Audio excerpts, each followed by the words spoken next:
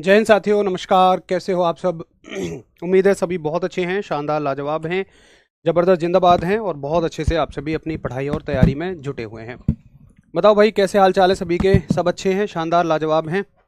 पढ़ाई लिखाई बेहतर चल रही है ना? और कल का आप सभी रिवीजन करके आए होंगे, उम्मीद है। अगर हाँ तो फटाफट कल के क्वेश्चन का उत्तर कर दीजिए। और मेरा आप सभी से प्रश्न है, अगर आपने उसको ना देखा हो तो प्रश्न है कि बताओ, जो जड़त्व की खोज है वो किसने की? बताओ भाई, इनर्शिया की खोज जो है वो किसने की? जड़त्व की खोज किसने की? इनर्शिया की खोज किसने की? सभी को नमस्कार। जय हिंद, गुड मॉर्निंग, राधे राधे। मैं एकदम मतलब थोड़ा सा अच्छा नहीं हूँ मैं, मुझे कल से पता नहीं क्यों हल्का हल्का सा फीवर है। मैंने दवाइयाँ भी ली हैं, बट अभी हो सकता है थोड़ा समय लगे। बाकी आप सभी बताइए, उम्मीद है अच्छे होंगे, मस्त होंगे, ज़बरदस्त होंगे। चलो शुरू कर दिया जाए फिर। सभी के उत्तर आने शुरू हो गए हैं और कुछ साथी बिल्कुल बढ़िया उत्तर कर रहे हैं, लेकिन अभी भी कुछ साथी न्यूटन जी को नहीं छोड़ पा रहे हैं। जैसे हमारे साजिद भाई हैं। अरे भाई, न्यूटन जी को छोड़ दो, जो इनर्शिया की खोज है वो गैलीलियो साहब ने की है। यहाँ देखिए, मैंने पीछे लिख भी दिया है कि हमारी पीडीएफ में कि इन्वेंशन जो है इसकी गैलीलियो साहब ने की है। और कल तक हमने ये सीख लिया था कि इनर्शिया क्या है। इनर्शिया वह प्रॉपर्टी है जिसके कारण कोई वस्तु अपने आप में परिवर्तन का विरोध करती है। ये चीज़ हमने कल सीख ली थी। और साथ ही हमने ये पॉइंट भी कल पढ़ लिया था कि इनर्शिया किसकी वजह से होता है? मास की वजह से होता है। ये सीधा सीधा एग्जाम में पूछा जाने वाला क्वेश्चन है, सीधा एग्जाम में पूछा जाने वाला प्रश्न है। तो आशीष भाई, योगेश, मोनिका, सभी के वैसे तो अच्छे आंसर हैं, बट पता नहीं क्यों साजिद भाई जाल में फंस गए और इन्होंने उत्तर न्यूटन साहब के नाम से कर दिया, जो कि ठीक नहीं है। चल, तो इनर्शिया जो है वो प्रॉपर्टी है मास की, जड़त्व जो है वो द्रव्यमान का गुण है। चलो, अब देखो इनर्शिया के बारे में हमें क्या पढ़ना है। हमें पढ़ना है कि जो इनर्शिया है, जो जड़त्व है, ये कितने तरह का होता है। तो पहले आप इनर्शिया का कंसेप्ट समझ गए, जड़त्व का कंसेप्ट आप समझ गए होंगे कि जड़त्व ये कहता है कि भाई जो वस्तु जिस अवस्था में है वो उसी में रहेगी। तो इस हिसाब से इनर्शिया तीन तरह का हुआ। कैसे हुआ तीन तरह का? देखो, जो वस्तुएं इस दुनिया में रुकी पड़ी हैं वो चाहेंगी कि हम रुके हुए ही रहें। जो वस्तुएं इस दुनिया में चल रही हैं वो चाहेंगी कि हम चलते ही रहें। और जो वस्तुएं जिस दिशा में चल रही हैं वो चाहेंगी कि हम उस दिशा में ही चलते रहें। तो इस हिसाब से जड़त्व को, इनर्शिया को तीन तरह से डिफाइन किया जाता है। पढ़ते हैं भाई वन बाय वन। सबसे पहले आता है इनर्शिया ऑफ रेस्ट, विराम का जड़त्व, जिसका अर्थ है कि जो वस्तु विराम में है, रेस्ट में है, वो हमेशा विराम में यानी कि रेस्ट में ही रहना चाहती है। वो हमेशा विराम में ही यानी कि रेस्ट में ही रहना चाहती है। इसका उदाहरण क्या है? आप मान के चलो किसी बस में बैठे और बस ने अचानक से चलना शुरू किया। तो देखो सॉरी, तो देखिए, जो आपका मतलब कमर से नीचे का हिस्सा है, जो सीधा सीधा सीट के संपर्क में है, वो तो बस की बात तुरंत मान लेगा। लेकिन अगर आप सीट से चिपक के नहीं बैठे हैं ऐसे, तो ये वाला जो हिस्सा है ना, ये कहेगा कि यार मैं तो रेस्ट में हूं, मैं तो रेस्ट में ही रहूंगा। भाई बस चली, नीचे वाले हिस्से को बस ने कहा चलो, तो नीचे वाले ने कहा चलो। बट ऊपर वाला हिस्सा क्या कह रहा है कि हम तुम्हारी बात नहीं मानेंगे, हम रेस्ट में हैं तो रेस्ट में ही रहेंगे, क्योंकि वो फ्री है, स्वतंत्र है, वो किसी चीज से चिपका हुआ नहीं है। तो वो कोशिश करेगा कि वो वहीं रुका रहे। तो ये जो हिस्सा है ना आपका नीचे वाला, ये पूरा आगे निकलेगा और ऊपर वाला हिस्सा वहीं रहेगा। तो ये पीछे की तरफ जाता हुआ नजर आएगा, आपको ऐसे लगेगा जैसे पीछे की तरफ जा रहा है। तो ऐसे करके आपको पीछे की तरफ झटका लगेगा। लेकिन एक सेकंड बाद ही ये हिस्से को समझ में आ जाएगा कि भाई तू जो है पूरी बस के साथ जुड़ा हुआ है, तो तेरे को भी बस की बात माननी पड़ेगी। यानी एक सेकंड तक ये विरोध करता है, और इसी को हम कहते हैं इनर्शिया ऑफ रेस्ट। ये रेस्ट में ही रहना चाहता है, बट बाद में तो ये गति में आ ही जाता है। जैसे ही जाके सीट से लगेगा, सीट गति में है तो ये भी गति में आ जाएगा। तो सवाल आता है कि बस में बैठे यात्री को अचानक बस चलने पर पीछे की ओर झटका लगता है, ये किस घटना का उदाहरण है? तो आप कहोगे ये इनर्शिया ऑफ रेस्ट का उदाहरण है, ये विराम के जड़त्व का उदाहरण है। दूसरा आप देखें तो मान के चलो आप पेड़, जामुन तोड़ने गए, जामुन का मौसम चला हुआ है, तो आपने पतले से पेड़ को हिलाना शुरू कर दिया। अब ये पेड़ है, ये टहनी जी हैं और ये उनसे लटकी हुई जामुन जी हैं। तो टहनी जी हिलेंगी ऐसे ऐसे, ये कहेंगी जामुन जी से, जामुन जी हिलो। तो जामुन जी कहेंगी काय को हिले, फोर्स जो है तुम पे लग रहा है, हम पे थोड़ा ना लग रहा है।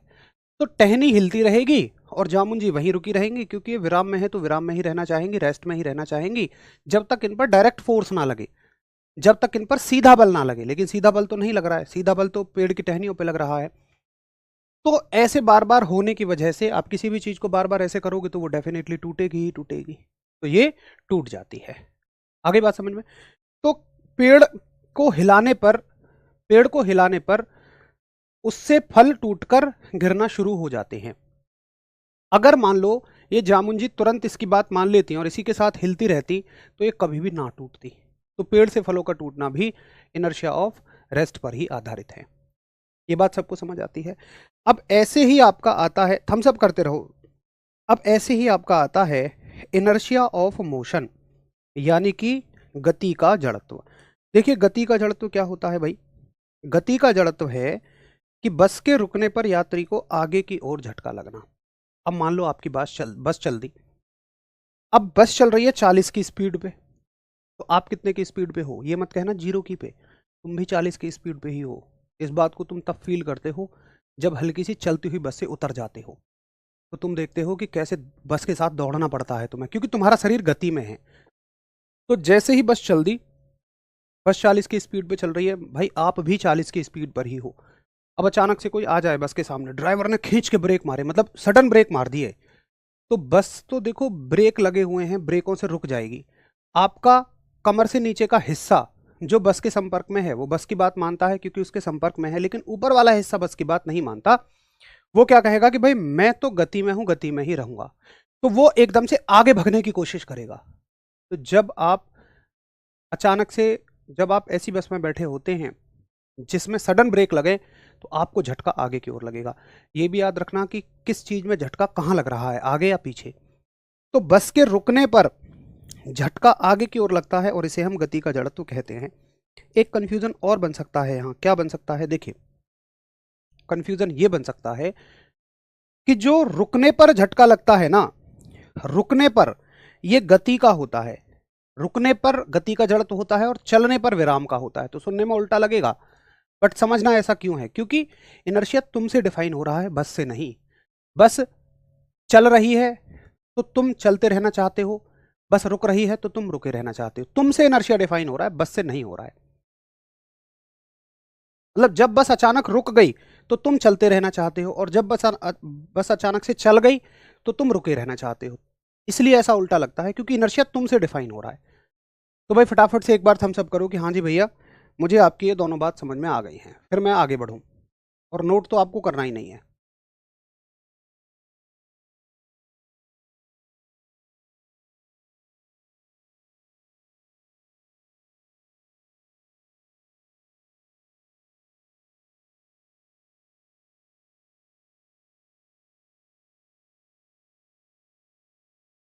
एक बार सभी फटाफट से थम्स अप करो कि हाँ जी भैया मुझे क्लियर है।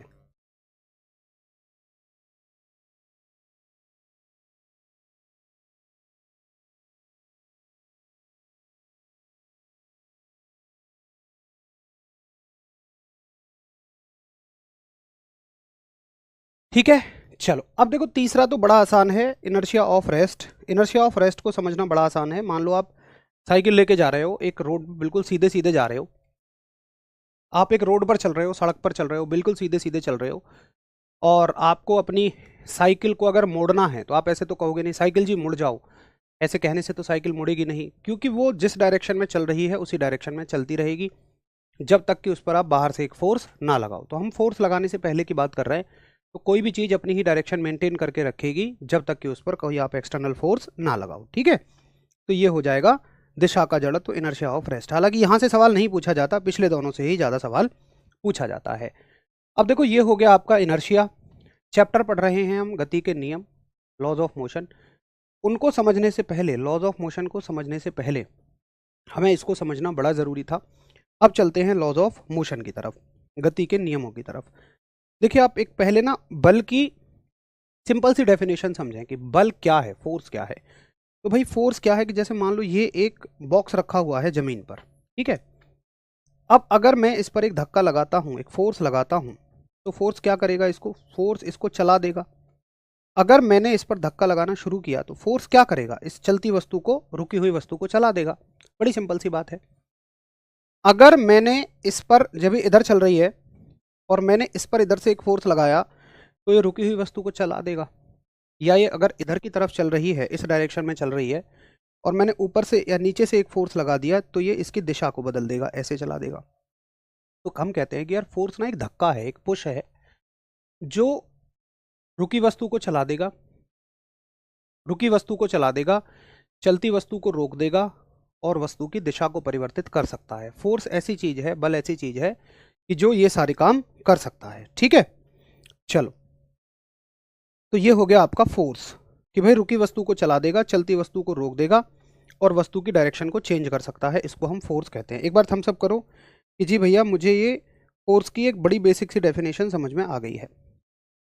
अब देखो, अगर इतनी समझ में आ गई तो अब आप इनर्शिया के बारे में सोचो और फोर्स के बारे में सोचो। मतलब आप जड़त्व और बल के बारे में सोचो। यार इनर्शिया क्या कह रहा है कि भाई मैं, इनर्शिया का मतलब है कि वस्तु जैसी है वैसी ही रहेगी, और फोर्स कह रहा है कि जैसी वस्तु है वैसी नहीं रहने दूंगा। तो इनर्शिया और फोर्स दोनों एक दूसरे के उल्टे हुए। न्यूटन साहब ने इन दोनों चीज़ों को बहुत अच्छे से ऑब्जर्व किया और दोनों के बीच में एक लिंक बना दिया, उसी से बना दी पहली डेफिनेशन। तो न्यूटन साहब ने पहले नियम में कितनी सिंपल सी बात कही। उन्होंने कहा कि देख भाई, जो वस्तु जिस स्थिति में है वैसी ही स्थिति में रहेगी जब तक उस पर बाहर से कोई फोर्स ना लगे। बोलो ये बात आपको समझ आती है कि भाई जो वस्तु जिस स्थिति में है उसी स्थिति में रहेगी। तो यहां तक किसकी बात हो रही है, इनर्शिया की, जड़त्व की। जब तक उस पर बाहर से कोई बल ना लगे, तो यहाँ पे फोर्स की बात हो रही है। तो इन्होंने फोर्स और इनर्शिया को मिलाकर एक डेफिनेशन दे दी। अब ये बात ना सुनने में बहुत आसान लगती है कि यार न्यूटन साहब ने इसमें कौन सा तोप काम कर दिया, लेकिन जब आप हायर ऑर्डर की फिजिक्स पढ़ेंगे, जब आप कभी बीएससी एमएससी लेवल की फिजिक्स को देखेंगे, तो उसमें आपको समझ आएगा कि वाकई में ये गजब की बात थी। क्योंकि ऐसा हर एक बॉडी में ये होना बहुत ज़रूरी है कि उस पर अगर बाहर से फोर्स नहीं लग रहा है तो वो अपनी ही पोजीशन को मेंटेन करके रखे। ऐसा होना बहुत ज़रूरी है, तभी ये यूनिवर्स चल पाता है। ये बहुत इंपॉर्टेंट नियम है। चलिए खैर, सुनने और पढ़ने में बहुत आसान है। ये मैंने यहाँ लिख दिया है कि कोई भी वस्तु यदि रुकी है तो रुकी रहेगी, गतिमान है तो गतिमान रहेगी जब तक उस पर कोई बल ना लगाया जाए। चूंकि फर्स्ट लॉ जो है, प्रथम नियम जो है, ये इनर्शिया के बारे में भी बात करता है, तो इसको हम लॉ ऑफ इनर्शिया भी कहते हैं, इसको हम जड़त्व का नियम भी कहते हैं। ये आप यहाँ देख रहे होंगे, इसको हम लॉ ऑफ इनर्शिया यानी कि जड़त्व का नियम भी कहते हैं। न्यूटन साहब के तीनों नियमों में से हर एक का अलग अलग एक नाम है। जैसे पहले नियम का नाम है जड़त्व का नियम। देखो डेफिनेशन पेपर में आए ना आए, लेकिन ये बात जरूर पूछी जाएगी कि पहले नियम का अन्य नाम क्या है और पहले नियम की खोज किसने की है। तो आप ऐसे कंफ्यूज मत हो जाना, यार जड़त्व का नियम है तो गैलीलियो साहब ने खोज की होगी। नहीं भाई, जड़त्व कंसेप्ट जो है उसकी खोज गैलीलियो साहब ने की है, लेकिन ये नियम तो न्यूटन साहब ने ही दिया है। अब इसको हम जड़त्व का नियम कहें या न्यूटन का पहला नियम कहें, एक ही बात है। तो गति के नियम की तो सभी की खोज सर न्यूटन ने ही की है। एक सवाल अगला आता है कि जो फोर्स की डेफिनेशन है, बल की परिभाषा है, वो हमें इसी नियम से मिलती है। जो बल की परिभाषा है, जो फोर्स की डेफिनेशन है, वो हमें इसी नियम से मिलती है। ये दोनों पॉइंट आपको याद रखने हैं कि पहले नियम का अन्य नाम जड़त्व का नियम है, लॉ ऑफ इनर्शिया है, और फोर्स की डेफिनेशन की बात कर रहा हूं मैं। तुम्हारे दिल में ऐसा दर्द हो, भैया हमने तो पढ़ा था F बराबर m में, अरे मेरे भाई भैया हमने दूसरे नियम से पढ़ा था। मेरे साथी, ये तो सूत्र है, ये तो फॉर्मूला है। मैं बात करता हूं डेफिनेशन की, तो डेफिनेशन यहीं से मिलती है। एक बार सभी थम्स अप करो कि भैया यहां तक का ओके है। फर्स्ट नियम और उससे बनने वाले महत्वपूर्ण सवाल हमें क्लियर है। क्या समस्या है भाई आशीष? गुरुजी, अगर हम बस की पीछे की सीट पर बैठे हैं तो क्या नियम पहला काम करेगा या दूसरा? दूसरा नियम तो मैंने ना पढ़ाया है ना तुमने पढ़ा है। और अगर आप जड़त्व के नियमों की बात कर रहे हैं तो बस की सीट पर बैठने से क्या नियम पे फर्क पड़ेगा? फर्क तो इस बात पर पड़ेगा कि आप चल रहे हैं या रुके हुए हैं। मैंने कब कहा कि सीट अगली होगी, ड्राइवर की सीट पे बैठोगे तो तुम ब्रह्मा विष्णु महेश को पा जाओगे, पीछे की सीट पे बैठोगे तो कंगाली में चले जाओगे? मैंने तो ऐसा कुछ नहीं बताया दोस्त। नियम का लगना सीट से कैसे निर्धारित हो जाएगा? नियम तो उस पर भी लगेगा, बाइक पर नहीं लगता है क्या? क्यों भाई, आप जब बाइक पर बैठते हो तब भी तो ऐसा ही होता है। बाइक पे तो सीट ही एक है। तो मतलब कैसे आप कैसे दिमाग को दौड़ाते हो इतना? कोशिश करो कि उस दिशा में दिमाग को ले जाओ जहां से सच में कोई सवाल बन रहा हो, ज़्यादा खुश रहोगे। तो आपने पूरा कमेंट सेक्शन भर दिया मेरे भाई इसी बात से। मुझे नहीं लगता कि ये बात कुछ ऐसा कोई डाउट है। ऐसे तो हम कितने डाउट पूछने लगे हैं। तुम कहोगे गुरुजी 200 रुपये किराए की बस में बैठे हैं, 700 रुपये किराए की बस में बैठे हैं, तो ऐसे तो फिर सवालों की कोई लिमिट नहीं है। मैंने तो ऐसा कोई कमिटमेंट आपसे नहीं किया, ना वादा किया, ना बताया। चलो कोशिश करो कि चीज़ें आर्टिफिशियल डाउट हमारे क्रिएट ना हो, जो वाकई में डाउट है वही हमारे डाउट रहे तो अच्छा रहेगा, आप कम कंफ्यूज होंगे। तो ये हो गया हमारा पहला नियम। अब चलते हैं दूसरे नियम की तरफ। देखिए, पहला नियम आपको अच्छे से समझ में आया जब आपने इनर्शिया को पढ़ लिया, जड़त्व को पढ़ लिया। ऐसे ही दूसरा नियम आपको समझ में आएगा जब आप संवेग और आवेग को पढ़ लोगे, मोमेंटम और इम्पल्स को पढ़ लोगे। तो एक टर्म पढ़िए, मोमेंटम, यानी कि संवेग क्या होता है। हेडिंग डालेंगे, मतलब आप मत डालिएगा, संवेग यानी कि मोमेंटम। हालांकि मैंने पीडीएफ में लिखवा दिया है मोमेंटम। इसको दिखाते हैं हम लेटर पी से। देखो क्या होता है मोमेंटम, क्या होता है संवेग। आप एक अपने दोस्त को बुलाओ, आप जो आपके पैसे लेके भाग गया, आपके पैसे नहीं दे रहा, और उसको बोलो कि यार तेरे ऊपर ना एक छोटा सा एक्सपेरिमेंट करना है और पैसे तेरे बराबर हो जाएंगे। वो कहेगा कर ले यार, जरूर कर ले, पैसे से मुक्ति दिला। तो आ जाएगा। उसको दिखाना एक आधा किलो का पत्थर और उसको कहना कि देख मैं ना इसे तेरे सर पे बहुत प्यार से रखूंगा, यहाँ बैठ जा। तो वो कहेगा ज़्यादा तेज मत घेरियो। तुम कहोगे नहीं यार बहुत प्यार से रखूंगा। तुम उस आधा किलो के पत्थर को उसके सर पे बड़े प्यार से रख देना और 1 सेकंड में उठा लेना। उसको पूछना कोई समस्या हुई, अगर कोई दिक्कत ना हुई, हो गए पैसे बराबर। तुम कहना बस हो जाएंगे। एक चीज़ और, उसको एक छोटा सा कंचा दिखाना कि देख मैं ना तेरे सर पे अब इस कंचे को और रखूंगा, जब पत्थर से कुछ नहीं हुआ तो कंचे से ही क्या होगा। वो कहेगा कुछ नहीं होगा। जरा सा कंचा दिखाना, छोटा सा, मतलब कंचा पत्थर कुछ भी, बहुत छोटा सा। अब 2 कदम पीछे हटना और खींच के मारना। अरे करना मत यार, देखो पैसे हो कुछ भी हो, दोस्त दोस्ती होता है, मत करना ऐसा, ये तो हंसी मजाक की बात है। बट आप समझिए कि वो कंचा क्या इम्पैक्ट करेगा, एक भयंकर इम्पैक्ट करेगा वो, और हो सकता है कि सर को फोड़ भी देगा। तो मेरा सवाल है कि वो काम जो बड़ा पत्थर नहीं कर पाया, इतनी चोट बड़ा पत्थर नहीं पहुंचा पाया, छोटे पत्थर ने कैसे पहुंचा दी। तो शायद आपका उत्तर होगा कि भैया जी अब की बार उस छोटे से कांच के पास, मतलब जिसका एम द्रव्यमान है, द्रव्यमान का मतलब वो 1 ग्राम का है, 2 ग्राम का है, 4 ग्राम का है, उसके साथ साथ उसके पास एक वेलोसिटी है, गति है, वेग है। उसके पास एक गति है ना, रुके हुए पत्थर के पास तो कोई गति नहीं थी, उसके पास एक गति है। तो उसकी ताकत कई गुना बढ़ जाती है। इसी कंबाइन ताकत को, इसी कंबाइन एफर्ट कहिए, हम मोमेंटम बोलते हैं, संवेग बोलते हैं। तो शायद आपने पहले कभी रटा हो कि द्रव्यमान और वेग के गुणनफल को संवेग कहते हैं। The product of mass and velocity is called as momentum. But इससे ज़्यादा जरूरी है कि हम इसे समझें कि आखिर ये है क्या। तो जब मास के साथ, किसी भी मास के साथ एक वेलोसिटी मिल जाती है, उस द्रव्यमान को एक गति मिल जाती है, तो उसका प्रभाव बहुत गुना तक बढ़ जाता है। जितना ज़्यादा वेग होगा उतने गुना तक उसका प्रभाव बढ़ जाएगा, और इसी को हम मोमेंटम कहते हैं, इसी को हम संवेग भी कहते हैं। संवेग से जुड़े हुए क्या क्या फैक्ट और आपसे पूछे जाएंगे। भाई ये तो संवेग का फॉर्मूला हो गया कि P बराबर एम गुणा वी। उसके बाद एक कैसी राशि है, तो भाई ये एक सदिश राशि है, ये एक वेक्टर क्वांटिटी है। फिर पूछा जाएगा बताओ इसका मात्रक, तो द्रव्यमान का मात्रक है किलोग्राम और वेग का मात्रक है मीटर बटे सेकंड। तो इसका मात्रक हो गया केजी मीटर पर सेकंड। ठीक है। उसके बाद केजी मीटर और सेकंड को आप ऊपर ले जाओगे तो ये हो जाएगा सेकंड इनवर्स, तो ये हो जाएगा केजी मीटर सेकंड इनवर्स। ठीक है। तो मोमेंटम जो है इसकी यूनिट क्या बन जाएगी, KG meter second inverse momentum की। बताइए जरा कि हाँ जी मोमेंटम से जुड़े हुए ये चारों फैक्ट मुझे समझ में आ गए हैं। कौन कौन से हैं? एक तो इसकी फॉर्मूला P बराबर एम वी, सदिश राशि है, फॉर्मूला इसका, यूनिट इसकी केजी मीटर सेकंड कह दूंगा या केजी मीटर सेकंड इनवर्स कह दूंगा। उसके अलावा इसकी डेफिनेशन तो बहुत आराम से मैं बना लूंगा या बना लूंगी कि भाई द्रव्यमान और वेग के गुणनफल को हम संवेग कहते हैं। बड़ी आसान सी बात है, इसमें तो कोई तोप चीज़ नहीं है। देख लो एक बार मैंने लिख दी है, करो फटाफट से थम्स अप, तमाम चीज़ें मैंने यहाँ पर लिख दी हैं। वी का मतलब क्या होता है कुणाल बाबू, आप बहुत लेट चल रहे हो यार। वी का मतलब दोस्त वेलोसिटी होती है, वेग होता है ना।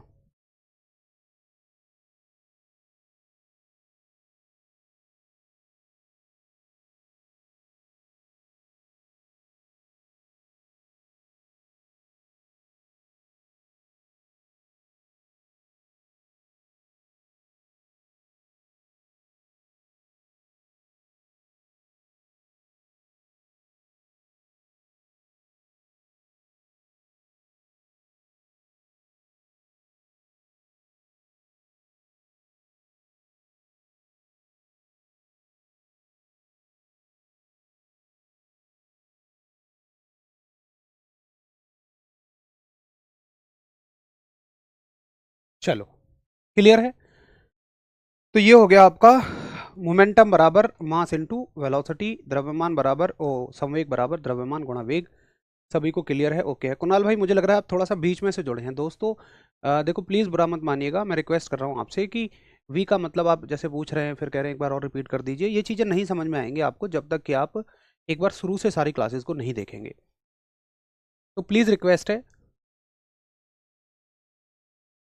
संडे के बारे में एक बार और समझा दीजिए। मैं समझ नहीं पा रहा हूँ यार, किस संडे के बारे में समझाना है कुणाल भाई। तो प्लीज़ आप एक बार शुरू से थोड़ी क्लासेस देखिए, आपके डाउट सारे क्लियर हो जाएंगे, है ना।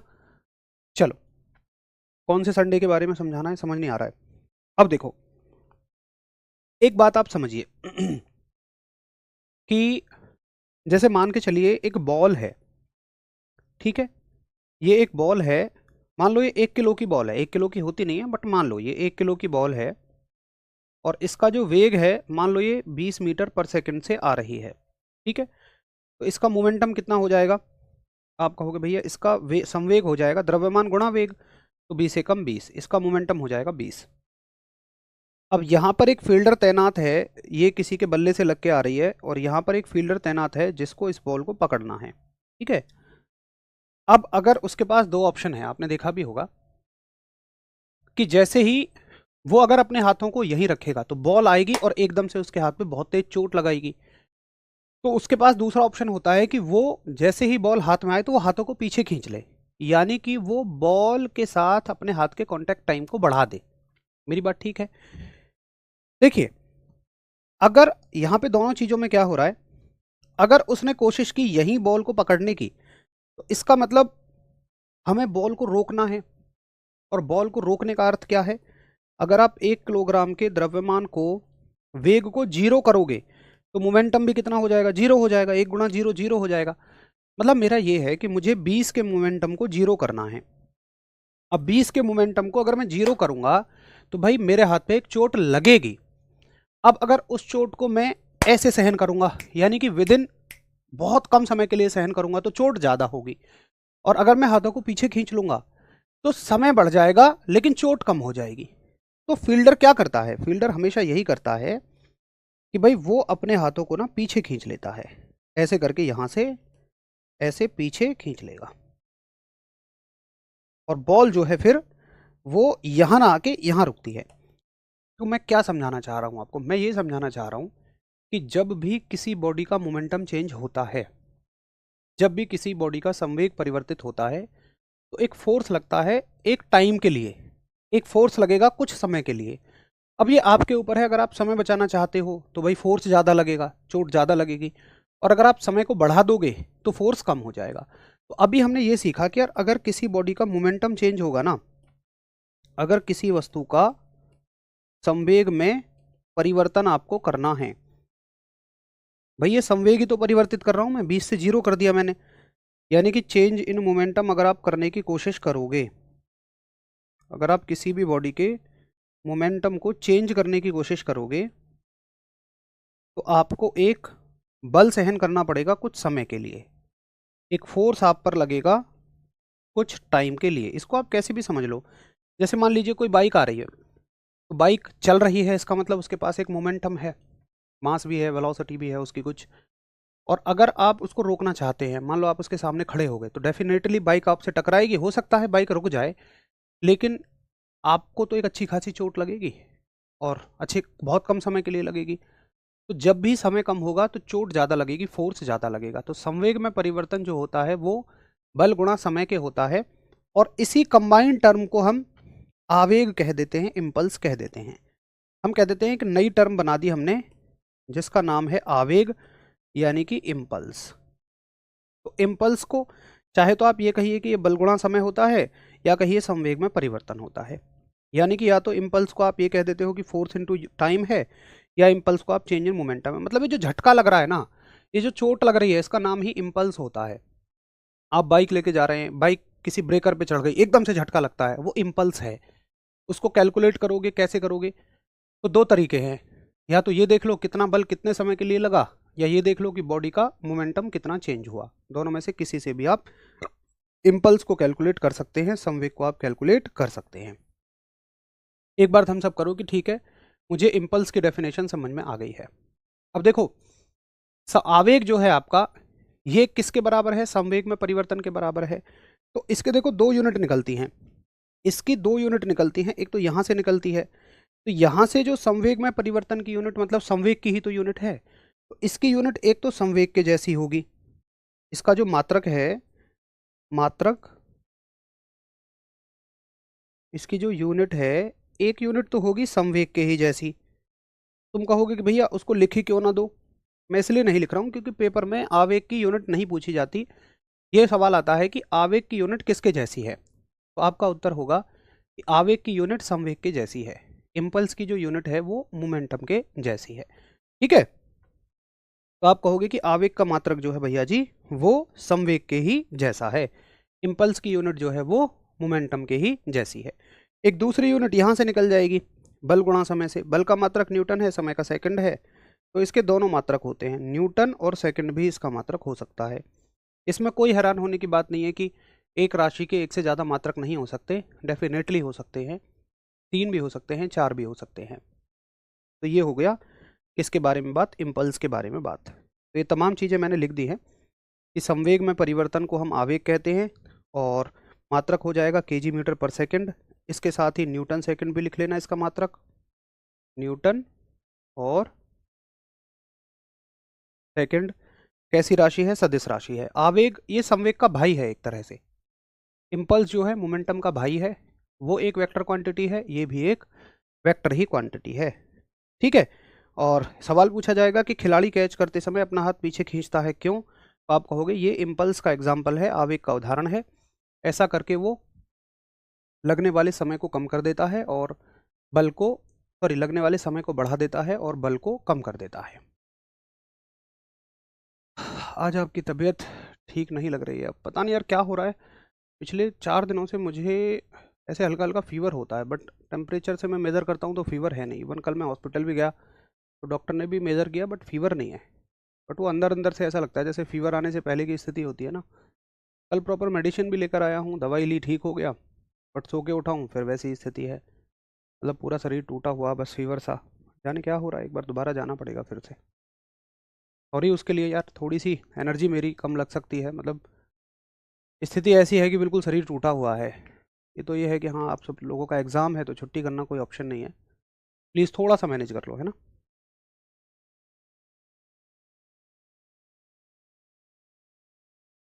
चलो क्लियर। अगर आपको क्लियर है तो अब हम लोग चलते हैं गति के दूसरे नियम की तरफ, सेकंड लॉ ऑफ मोशन की तरफ। देखो गति का दूसरा नियम क्या कहता है भाई। अभी अभी हमने क्या पढ़ा था?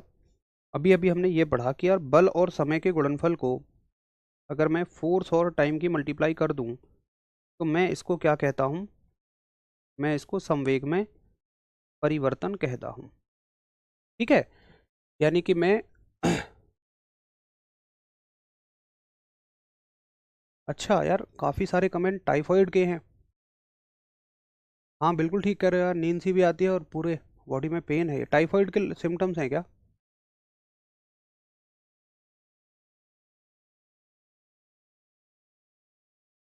हम्म, कई सारे कमेंट एक साथ आए हैं। चलो, वैसे मुझे कभी टाइफॉइड नहीं हुआ। बल गुणा समय संवेग में परिवर्तन, तो फोर्स इंटू टाइम जो है, फोर्स इंटू टाइम जो है, ये क्या है आपका? Change in momentum. ठीक है,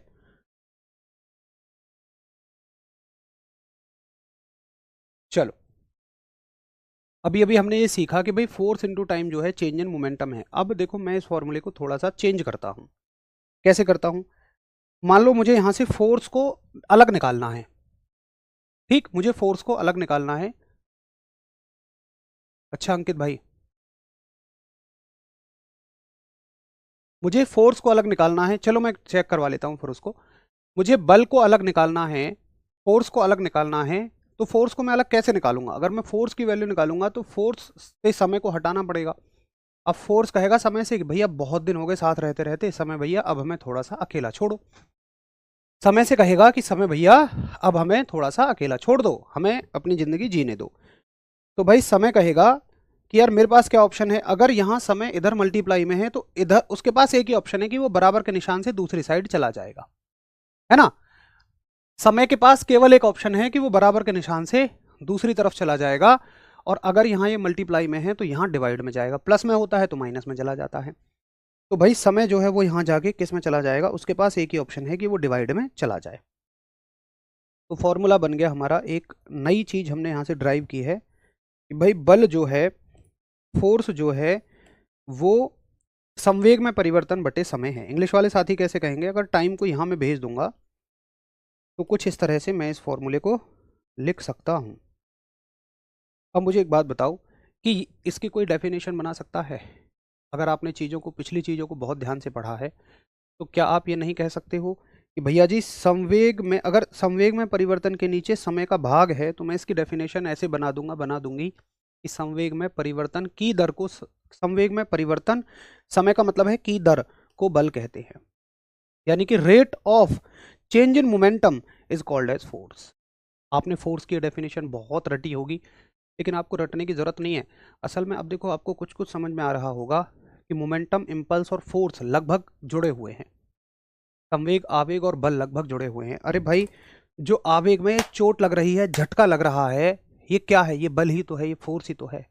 तो फोर्स का मतलब ये होता है कि यार आपने मोमेंटम को कितने समय में चेंज किया। अगर आप उसके मोमेंटम को, मोमेंटम का मतलब कोई गतिमान आती हुई वस्तु, उसका मोमेंटम है वो, उसको चेंज करने के लिए आप समय कम लोगे तो फोर्स ज़्यादा लगेगा, और समय ज़्यादा लोगे तो फोर्स कम लगेगा। तो फोर्स की डेफिनेशन यही है कि कितने टाइम में आपने कितने मोमेंटम को चेंज कर दिया, उतना ही फोर्स लगेगा। ठीक है भाई। तो डेफिनेशन है कि संवेग में परिवर्तन की दर को बल कहते हैं। और देखो, इसी को जब हम आगे सॉल्व करते हैं तो एक फॉर्मूला आता है हमारा कि बल बराबर द्रव्यमान गुणा त्वरण, force equals to mass into acceleration, यानी कि ये होता है आपका F बराबर एम ए। एफ बराबर एम गुणा ए। एम क्या है? द्रव्यमान। ए क्या है? त्वरण, यानी कि एक्सेलरेशन। तो force equals to mass into acceleration, बल बराबर द्रव्यमान गुणा त्वरण। क्लियर है? बल के यूनिट क्या होती है? तो देखो, बल की हमें 3 यूनिट पढ़नी है। एक तो बल का मात्रक हमें फॉर्मूले से पढ़ना है, जिसको हम एम के एस मात्रक कहेंगे। ये कहाँ से आएगा? फॉर्मूला से। कैसे निकालोगे भाई? बल का फॉर्मूला है F बराबर एम में। ठीक है, F बराबर एम में। अब देखिए, m जो है वो किस में नापोगे? केजी में, और a को किस में नापोगे? मीटर पर सेकंड स्क्वायर में। तो फॉर्मूला क्या हो जाएगा? यूनिट क्या हो जाएगी? केजी मीटर पर सेकंड स्क्वायर। तो ऐसे लिख सकते हो इसको, यहाँ मैं समझा देता हूँ। केजी और a का यूनिट क्या हो जाएगी? मीटर पर सेकंड स्क्वायर। कई बार वो ऐसे भी पूछ लेता है ऑप्शन में, केजी मीटर, और इसको ना ऊपर लिख देता है, जो सेकंड स्क्वायर है इसको ऊपर लिख देता है, ये हो जाता है सेकंड की पावर -2। तो केजी मीटर और सेकंड की पावर -2। ठीक है। दूसरा, इसकी एसआई यूनिट न्यूटन होती है, सीजीएस यूनिट डाइन होती है। सीजीएस यूनिट सबकी नहीं पढ़नी है, बट इसकी पढ़ना जरूरी है, एग्जाम में आती है। और जब भी आप सीजीएस यूनिट पढ़ें तो एसआई और सीजीएस यूनिट के बीच रिलेशन जरूर पढ़ें। जैसे इसका सीजीएस यूनिट न्यूटन है, सॉरी एसआई यूनिट न्यूटन है, सीजीएस यूनिट डाइन है, तो न्यूटन और डाइन के बीच जो रिलेशन होता है वो ये है कि 1 न्यूटन बराबर 10 की पावर 5 डाइन। ये बहुत इंपॉर्टेंट फैक्ट है। तो फोर्स से जुड़े हुए कितने फैक्ट हो गए? पहला फैक्ट है इसकी डेफिनेशन, दूसरा फैक्ट है इसका फॉर्मूला, तीसरा फैक्ट है इसकी यूनिट, अलग अलग तरह की यूनिट। ये तीनों चीजें आपको अच्छे से याद करनी है। अब आपसे पूछें, अब बताओ बल का फॉर्मूला कहाँ से मिलता है? आपको कहना होगा कि यार बल का जो फॉर्मूला है ना वो दूसरे नियम से ही मिलता है। डेफिनेशन पहले नियम से और फॉर्मूला दूसरे नियम से। तो मैं यहां लिख देता हूं कि बल का सूत्र, बल का सूत्र दिख रहा होगा ना, दूसरे नियम से ही मिलता है।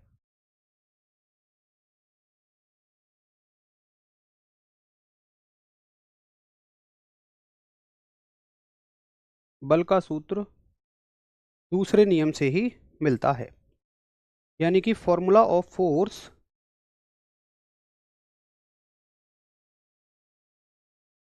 Formula of force is obtained by second law. बल का जो सूत्र है वो हमें कहाँ से मिलता है, वो हमें दूसरे नियम से ही मिलता है। क्लियर सभी को? फटाफट से एक बार थम्स अप करो कि भैया जी मुझे इतनी बात समझ में आ गई है। रॉकेट का एग्जांपल सुरेंद्र भाई, रॉकेट जो है वो थर्ड लॉ में आ जाएगा। रॉकेट ऐसा थोड़ी है कि उसको चलते हुए को हम रोक रहे हैं कहीं भी। तो थोड़ा सा आपको आज लग रहा होगा कि यार बहुत सारी चीज़ें जो हमने रटी थी वो आज हम सीख रहे हैं, और पता है कुछ बहुत मुश्किल नहीं आता आपके लेवल पे साइंस में। असल में मैं बात कहूँ तो आपके लेवल पे साइंस ना बहुत ईजी है। अब देखो ना, केवल चीज़ों को याद रखना है। भाई इस एक स्लाइड से मैं आपको बताऊं तो कम से कम 10 क्वेश्चन तैयार हो जाएंगे।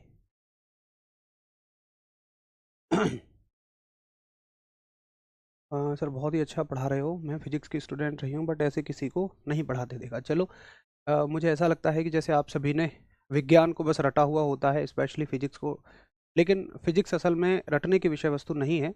और अगर आप अपने स्तर पे देखें भी तो यहाँ से हमें बहुत सारे सवाल मिलेंगे। जैसे पहला सवाल कि बताओ गति के दूसरे नियम, मतलब बल का फॉर्मूला जो है कहाँ से मिलता है, तो सेकंड लॉ से मिलता है पहला सवाल।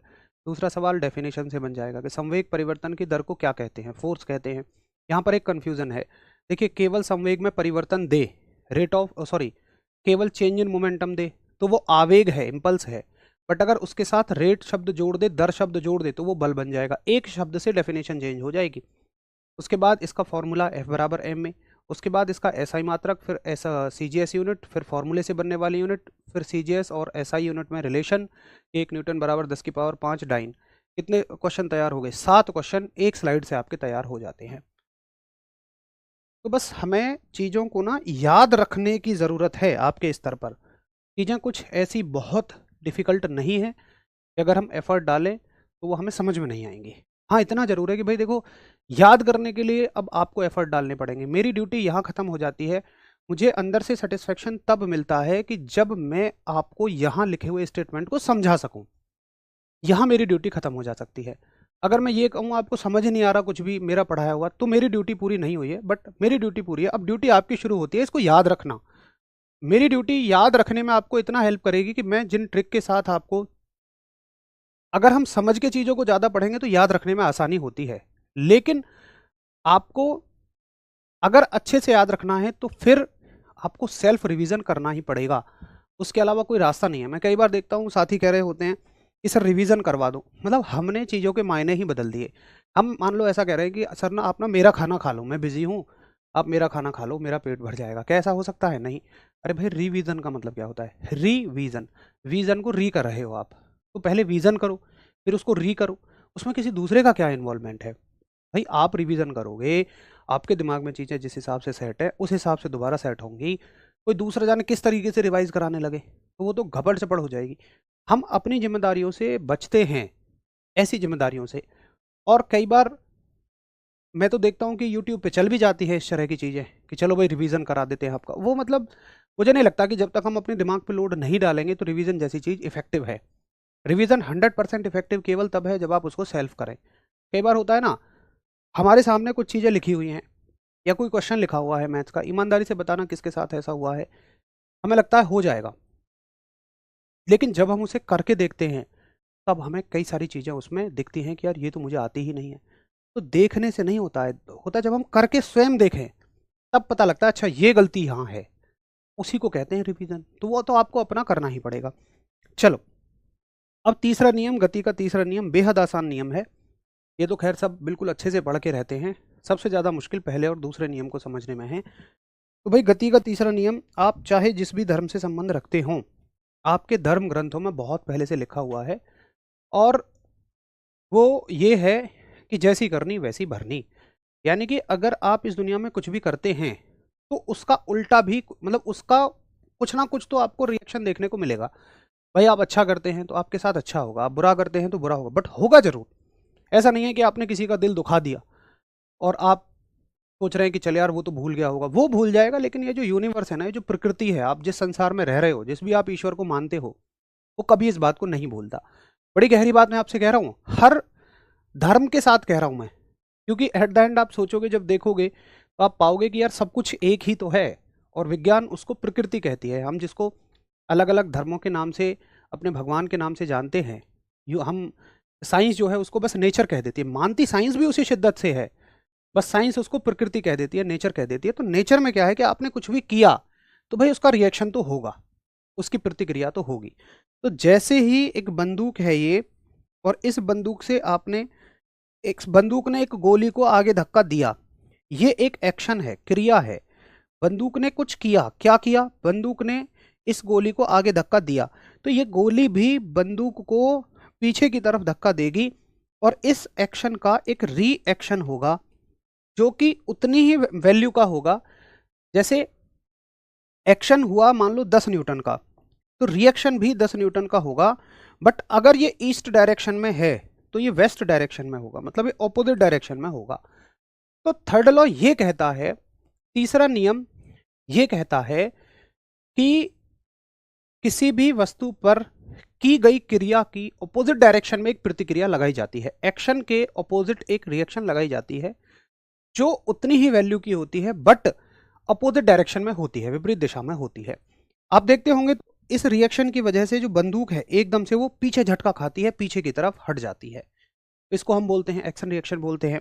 उसके अलावा आप देखें, हाँ बिल्कुल, गागर में सागर मैराथन को मैं ही लूंगा, आप निश्चिंत रहिएगा। उसके अलावा आप देखें तो जैसे आप तैरने जाते हो, अगर देखो आप अपने हाथ पैर ना चलाओ तो डूबना शुरू हो जाओगे। तैरने के लिए तैराक हमेशा क्या काम करेगा कि पानी को पीछे धक्का देगा। देखो तैरने में शरीर आगे बढ़ रहा है, तो ऐसा तो है नहीं कि आप शरीर पे फोर्स लगा रहे हैं। एक बात याद रखना, आप अपने ही शरीर पर खुद फोर्स लगाकर आगे नहीं बढ़ सकते। और यही न्यूटन का पहला नियम कहता है कि भाई अगर तुम्हें गति लानी है ना तो तुम्हें बाहर से फोर्स लगाना पड़ेगा, अंदर के फोर्स से कभी भी बॉडी आगे नहीं बढ़ सकती। क्या तुम अपने ही बाल पकड़ के खुद को उठा सकते हो? कभी नहीं उठा सकते हो। ये न्यूटन के पहले नियम से पता चलता है हमें। क्या तुम पानी में तैर के ऐसे अपने आप को ऐसे आगे धक्का दो और आगे तैर सकते हो? कभी भी नहीं। उसी बॉडी, वही बॉडी खुद पर फोर्स लगाए, फोर्स काम ही नहीं करेगा। इसलिए एक शब्द इस्तेमाल होता है, एक्सटर्नल फोर्स लगाना पड़ेगा, बाहर से बल लगाना पड़ेगा। तो आपको क्या करना है, अब बाहर से बल लगाने के लिए या तो कोई आपका दोस्त आपको आगे धक्का लगाए, लेकिन ऐसा तो संभव नहीं है। तो आपने एक तीसरा तरीका अपनाया, आप करते हो कि यार पानी को पीछे धक्का दे दो, है ना, पानी को पीछे धक्का दे दो, बदले में पानी आपको आगे धक्का दे देता है। आपने पानी पे एक्शन किया, आपने पानी को पीछे धक्का दिया, पानी ने आपको आगे धक्का दे दिया। जितने फोर्स से आपने धक्का दिया उतने ही फोर्स से पानी ने आपको अपोजिट डायरेक्शन में धक्का दे दिया। तो तैरना क्रिया प्रतिक्रिया का नियम कहिए या गति का तीसरा नियम कहिए। उसके अलावा रॉकेट का उड़ना, देखो रॉकेट को उड़ाने के लिए या तो आप ऐसे करो कि उसको किसी चीज से पकड़ के ऊपर फेंको। क्या ऐसा होता है कि जब रॉकेट लॉन्च हो रहा है तो अब्दुल कलाम जी जो थे वो अपने 2-4 साइंटिस्टों को, साथी साइंटिस्टों को बुला के लाते होंगे, अरे भैया ये जरा धक्का लगवाइयो। जैसे गांव में छान वान ढकवाने के लिए, छान जानते हैं आप, जो जहाँ पे भूसा स्टोर किया जाता है खेतों में, या छप्पर जानते होंगे, तो छप्पर को गांव के लोग मिलके ही उठाते हैं, एक आदमी के बस की तो है नहीं वो, तो सब सबकी मदद करा देते हैं। तो ऐसे ही रॉकेट लॉन्च कराने में ऐसा थोड़ी कि 10 आदमियों को बुलवाया ऊपर धक्का दिवाया, नहीं। हम क्या करते हैं, उसमें गैसेज भर देते हैं, गैसेज भरने के बाद उनको स्पार्क कर देते हैं। जब लॉन्च करना होता है गैसेज जल जाते हैं, गैसेज जल जाती हैं, जलते ही गैसेज नीचे निकलती हैं, और रॉकेट ने एक तरह से गैसों को नीचे धक्का दिया तो गैस ऊपर धक्का दे देती हैं। तो ये सारे के सारे क्रिया प्रतिक्रिया के नियम पर काम करते हैं, ठीक है। थैंक यू भाई, थैंक यू, आप सभी का बहुत सारा प्यार आता है, इतने प्यार से कभी नहीं समझे sir, thank you, thank you भाई। और शायद मुझे लगता है कि यही एक वजह भी है और मेरे लिए एक एनर्जी का काम भी करता है कि मैं अपने फीवर की स्थिति में भी आप सभी के बीच हूँ। शायद यही आपके प्यार का कारण है, और आपके जितने पॉजिटिव कमेंट्स होते हैं उतनी मेरी जिम्मेदारियाँ और बढ़ती हैं। मुझे ऐसा लगता है कि यार ऐसा ना हो, ये टॉपिक तो अच्छे से समझ आ गया, अगला टॉपिक ना इनको समझ आए, तो फिर मेरी कोशिश ये होती है कि सब टॉपिक इनको इसी तरह से समझ में आए जिस तरह से समझ में आ रहे हैं। बाकी आप सब लोग बहुत अटेंटिव हैं और ऐसे ही आगे बने भी रहेंगे, तो मैं वादा करता हूँ कि वो हार्ड से हार्ड टॉपिक भी जो आपको कभी रटे होंगे डेफिनेटली सबसे फेवरेट हो जाएंगे वो आपके।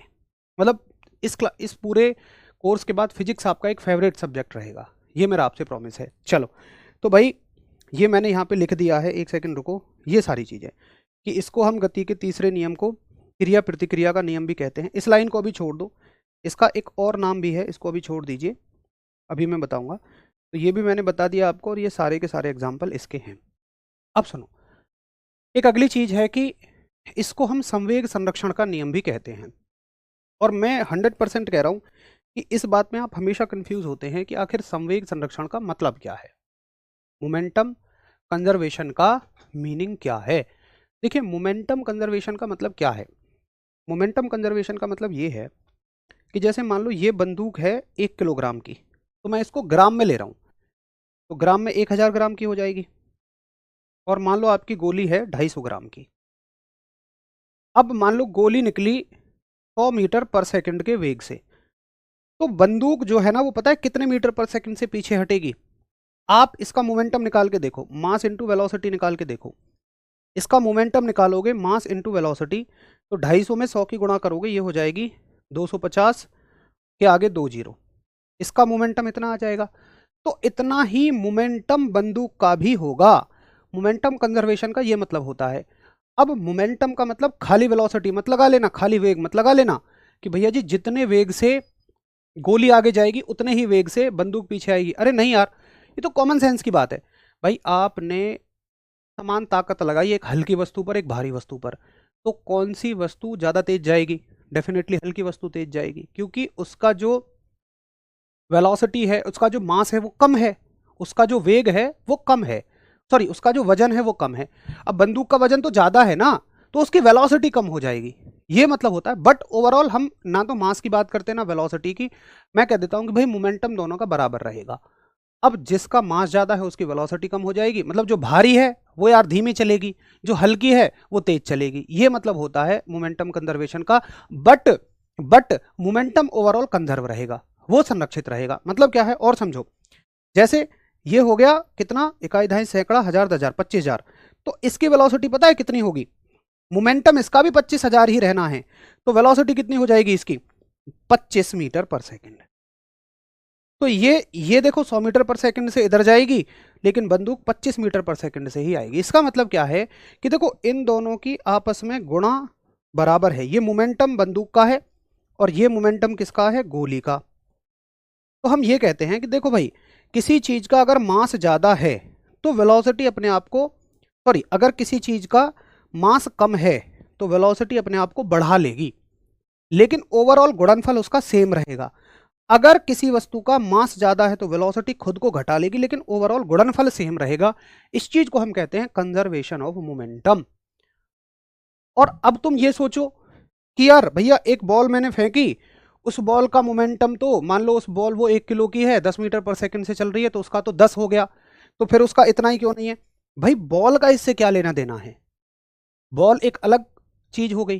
तो जिन चीजों की तुम बात कर रहे हो, जिन जिन दो चीजों की बात कर रहे हो, उनके ही कंजर्वेशन की बात हम कर सकते हैं। जिन दो चीजों के बारे में हम बात कर रहे हैं, हम बंदूक और गोली के बारे में बात कर रहे हैं, तो बंदूक और गोली का ही कंजर्वेशन ऑफ मोमेंटम कहेंगे, संवेग संरक्षण हम कहेंगे। अब आपको मेरे हिसाब से बहुत सारी बातें समझ में आ गई होंगी कि संवेग को संरक्षित करने के लिए अगर किसी का द्रव्यमान ज़्यादा है तो वो अपने वेग को घटा लेगी, और अगर वेग ज़्यादा है तो द्रव्यमान कम हो जाएगा। ऐसा संवेग को संरक्षित करने के लिए है। और संवेग संरक्षण का नियम प्रकृति का बनाया हुआ नियम है, लॉ ऑफ नेचर है। इसको तुम ऑब्सोलेट नहीं कर सकते हो। तुम क्या वस्तु खुद नहीं कर सकती है? इन्हीं नियमों को हम कहते हैं कि भाई भगवान के बनाए हुए नियम है, ऊपर वाले के बनाए हुए नियम है। तो इनको तुम चाहकर भी इग्नोर नहीं कर सकते हो। दुनिया की हर वस्तु ऐसा करेगी ही। तुम मत करो, वस्तु कर लेगी अपने आप। निर्जीव चीज तक इनको फॉलो करती हैं। इतनी भयंकर चीजें हैं ये। तो ये होता है नेचर से कनेक्टिविटी, प्रकृति से जुड़ाव। अब आप समझ गए होंगे थोड़ा थोड़ा सा, है ना। चलो, तो ये हो गई चीजें, यहाँ तक हमें इसको पढ़ना है। और ये हमारा लॉज ऑफ मोशन खत्म हो गया है। कल एक बहुत बढ़िया चैप्टर को हम पढ़ेंगे जिसका नाम है वर्क एनर्जी एंड पावर, कार्य ऊर्जा एवं शक्ति। तो दोस्त अच्छे से हर एक टर्म को याद करके आना, समझ के आना। आपको अब अगले चैप्टर तब बेहतर समझ में आएंगे जब आप पुरानी चीज़ों को समझोगे।